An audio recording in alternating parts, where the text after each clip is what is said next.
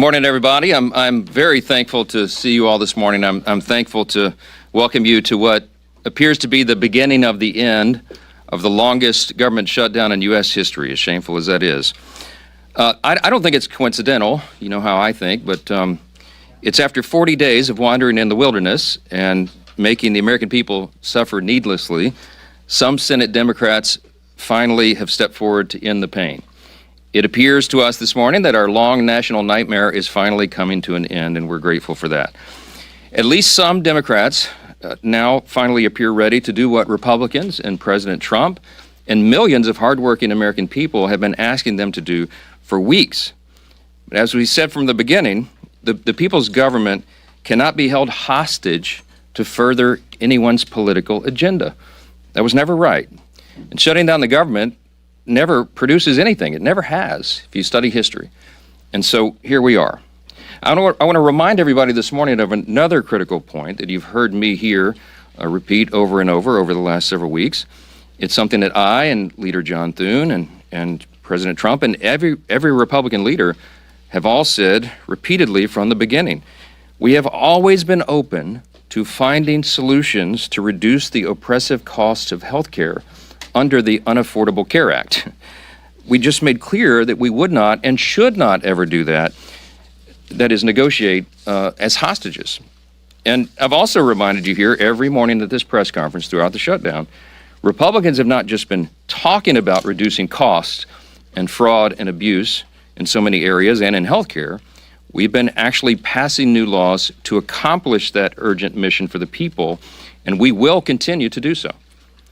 So here's where we are by way of schedule, just so you know, you're following. And if you're not at home, if you're waking up to this good news this morning, the Senate's vote late last night of 60 to 40 opens the door now. The Senate is moving forward on an amended House CR, a continuing resolution, that will reopen the government until January 30th. Added to that are provisions to fully fund SNAP provisions through the end of the next fiscal year, which is September 2026. Guaranteed back pay for all federal workers who have been made to endure these hardships over the last several weeks.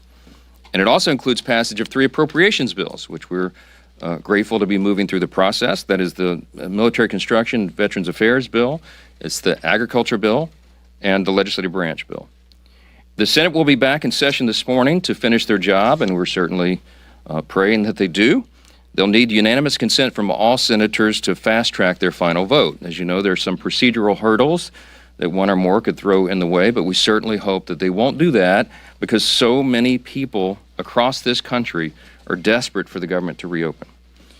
At the very moment that they do that final vote, I will call all House members to return to Washington as quickly as possible. We'll give a 36-hour formal and official notice so that we can vote as soon as possible to pass the amended CR bill and get it to the president's desk. As you all know, and he said as recently as last night, I was with him, and he told the press, he said, we want to get the government open. He's very anxious to get the government reopened and to end the Schumer shutdown. We all are.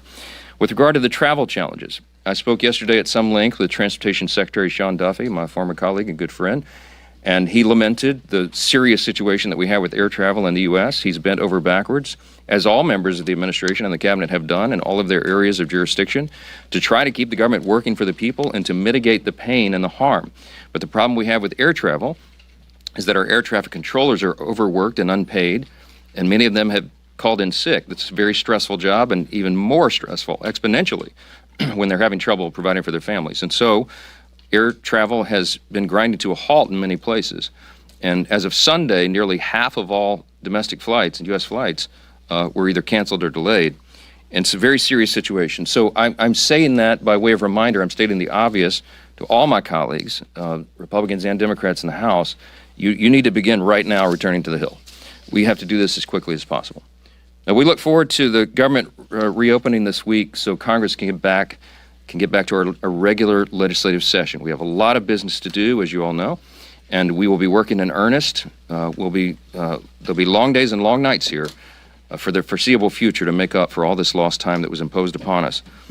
I want to close with something that's important. I think it's important to say that this is genuine. I mean this sincerely. We applaud the 7 Senate Democrats and 1 independent senator who did the right thing. They decided to put principle over their personal politics. And my urgent plea of all my colleagues in the House, and that means every Democrat in the House, is to think carefully, pray, and finally do the right thing and help us to bring an end to the pain of the American people. This has gone on too long. Too many people have suffered, and it's long overdue. That's the update I wanted to give you this morning. There are probably lots of questions, but I'm going to get a lot of my own questions answered later today, so stay tuned for more. Thanks so much.